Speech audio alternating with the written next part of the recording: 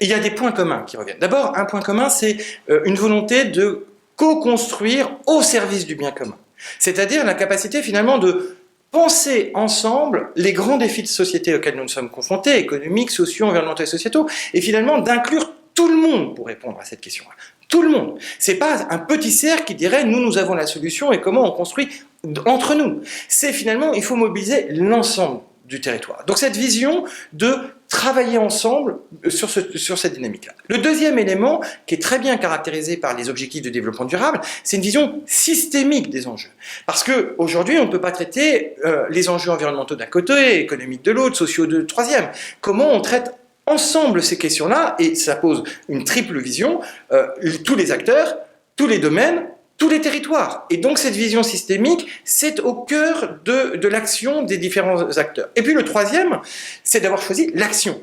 Très concrètement, l'action, l'expérimentation pour finalement essayer.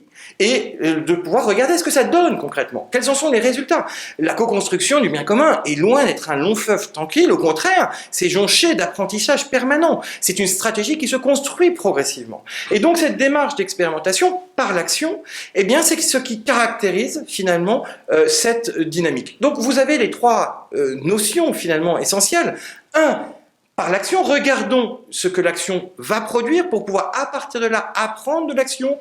Deux, comment on a une vision partagée et systémique, et c'est là où les objectifs de développement durable sont un magnifique outil, finalement, au service de cette vision partagée. Et trois, comment est-ce que concrètement, on associe des compétences et des complémentarités entre les collectivités territoriales, les associations, les entreprises, les acteurs académiques, et que pour cela, eh bien, finalement, des acteurs, les catalyseurs territoriaux, viennent faciliter, fluidifier cette relation.